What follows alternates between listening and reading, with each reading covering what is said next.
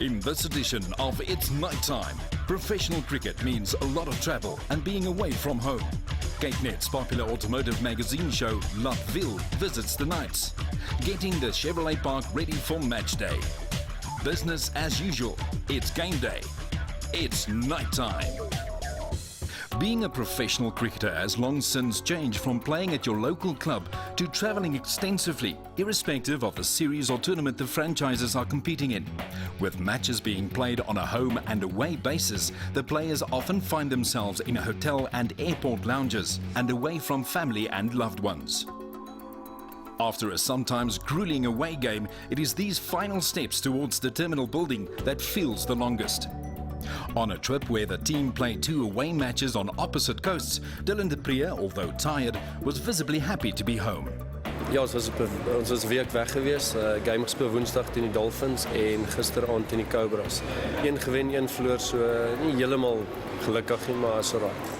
Dylan also played his 100th one-day match and in the process set up a new 9th wicket partnership record, standing 26 years with Quinton Friend.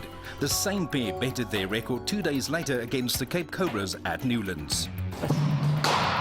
Ek was bevoorreg om saam met Quinton laasweek Woensdag teen die Dolphins in 'n 91 run partnership te wees, wat 'n rekord was vir baie lang tyd. Toe ons maar saam bat het ons besluit, luister, ons moet 'n paar shots speel en toe het so naby runneball kom. Ding was so 45 balle, 50 lopies of iets. Ons maar besluit om dit rustiger te vat en probeer die game klaarmaak. Okay, yeah, I mean, I was privileged to be able to bat with Dylan de Pree in Cape Town. It was we went in at a stage when the game was half almost run dead, and we had decided that when we got together that we were gonna try and play a similar type of game plan as what we set out to do in Durban, and we also tried to break it down into certain sections of when we were reaching certain targets that we would look to just keep the momentum going and keep playing our shots until we get into a position where we almost feel we've got a chance of really winning the game. And it was by that stage we had reached or went past our previous record partnership of 91. Let's go and do this again. Okay. The team also had a debutant in the mix with wicketkeeper and opener Lifa Musina playing his first match against the Dolphins. I think for a debut game, it's really a nice experience to contribute to the team, and it was also nice that we could win. And I think it's something that I'll carry for a long time in my memory, so I wouldn't trade it for anything. Yeah. We asked Lifa where the love for cricket started for him. I think I've been playing cricket ever since I can remember, and especially for Free State. I mean, the guys I play with now, we've been playing since we were very young. So I've been actually coming through the ranks, the under 15s, under 17s, Coke Weeks, and the amateur side, and now I've had the privilege recently to play for the franchise team, and it's been good, and I'm really enjoying the experience, and hopefully I can contribute more to the franchise of the Knights. CapeNet's very popular automotive magazine show, Latville, recently visited the Chevrolet Knights to find out how tough it really is being a professional cricketer.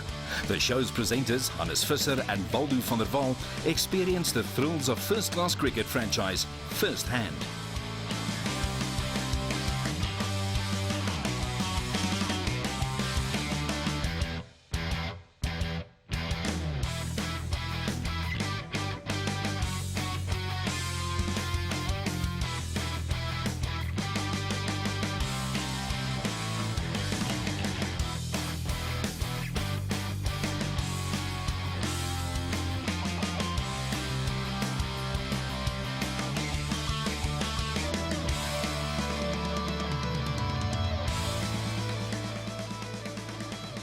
Not so easy after all, Waldo. Hannes thought he could take on the Chevrolet Knights fast bowler Malusi Siboto, a man with around 150 first-class wickets to his name. But the guys decided that Malusi must at least get a little of his own medicine. The guys had a lot of fun. Well, maybe not Hannes so much. Chevrolet Park, cricket mecca in the heart of South Africa. Bloemfontein, the city of roses, home to the Chevrolet Knights. Chevrolet Park, with the largest outfield in South Africa, is still regarded by many batsmen, local and international, to be a batting paradise. The grounds boast some of the best lights in the country for day-night matches, when the grassy banks become filled with spectators and a carnival atmosphere prevails. But to keep the grounds at an international level is the responsibility of one man. Stadionbestuur hier by Chevrolet Park. Betrokke by Vrystaat Cricket vir meer as 20 jaar nou. Gespeel vir Vrystaat. Debuut gemaak 86-87 seisoen. Opgehou speel in 2000. En van daai tyd af is ek betrokke by die veld. Baanopsigter vir 'n paar jaar en nou stadionbestuurder. Amazingly, Nico, a former Free State fast bowler, never studied to become a professional stadium manager. Geen geleerdheid nie, ek het myself geleer deur speel en obviously deur trial and error, soos die Engelsman sal sê, het ek myself geleer oor die veld en my pitches hierso. So dit was vat in die land, myself, Chris Scott, is twee van die min ouens wat geen graad of iets agter ons het in die spesifieke werk nie, maar al die ervaring. Nico explains the field setup.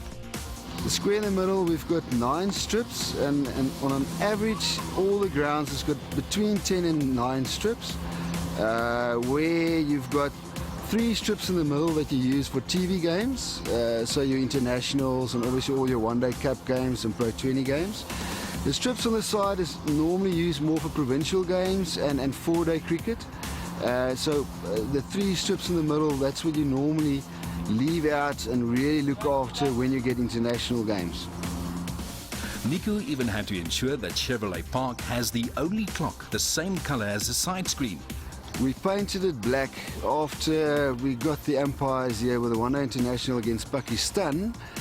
We had to paint it black because there was this tiny little oak Ifran from Pakistan that was so tall that his hand came out of the clock that was white at that stage. The clock is over there, and obviously with his hand coming out of the clock, we had to make the clock black.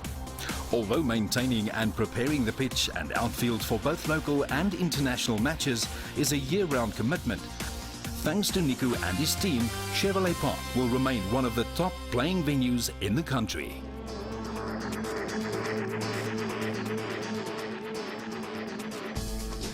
With all the fun and games over, it's back to business for the Chevrolet Knights. Game day. The team starts the day well before the supporters arrive, with warm-up sessions and final preparations. Stadium announcer Andre Koens gets the day underway. Ladies and gentlemen, welcome to Chevrolet Park, where Johan van der Walt has won the toss for the Chevrolet Knights, and they have elected to have a bat. The supporters come to Chevrolet Park to support their team and enjoy a day out. It's night time! Needless to say, the players' wives and girlfriends were also on hand and shared a couple of secrets with us. Before a game, Pike is normally very nervous. He goes up to his room, he packs his kit maybe 2 or 3 times to just double check that everything's there. He lines his bats on the bed, pick the best one, and yeah, it's just sometimes very nervous, very quiet. He doesn't want to talk about it very much. So when they do travel, it is a lot. It's 4 days out of the week. I do follow every game on Cricinfo. It's one of my bookmarks on my phone. And I normally keep the charger quite handy to charge my battery so that I can go on Cricinfo every 5 minutes. As the nighttime wives and girlfriends, we support you all the way.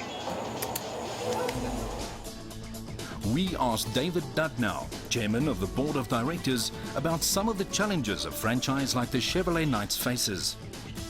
Probably one of the most hardest is the financial sustainability of the franchise. And you know, there we're very fortunate in that we've got a sponsor like Chevrolet that backs us, and without their support and their input, I think it would be difficult, or even more difficult, to sustain this franchise. So a big thank you and to our sponsor Chevrolet.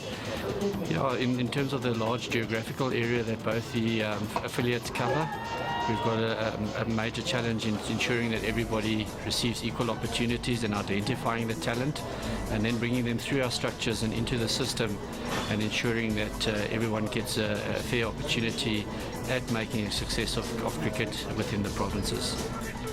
The Free State Cricket Union recently made history by electing a female president. But Mezola Tamai is no newcomer to either cricket or the union. We caught up with her on game day. Yes, of course. It's not an unknown territory, and I think the people in the Free State, they trust the person for what the person is and for what the person has contributed in cricket. Tamai also reflected on being a woman in a traditionally male world of cricket. It does happen at times that it's a bit hot in the seat, but then you just need to step up and face the reality. And at times I'm this calming factor. I think it's because of my character, the way I am. My English name is Patience. I do have those patience, but must not push the boundaries because you can get something else. But then my calmness within the thorn that they see me as a rose, I think it helps me a lot to calm the situation. And if they don't take me that, this is a woman, what does a woman know, a woman's place is in the kitchen. No, it's only what a person can say within the discussions, your involvement, what you can put up front is to say, but this is wrong. And I'm one person, if you look at me at times, you just have to be cruel to be kind, just to carry the things done. That's how it is. That's it for this edition of It's Nighttime. Hey! Hey, we are the Chevrolet Knights cheerleaders and we are their biggest supporters. Mwah! See the Chevrolet Knights in action with the Ram Slam T20 series from 5 January to 9 February 2014. Follow us on Twitter @KnightsCricket.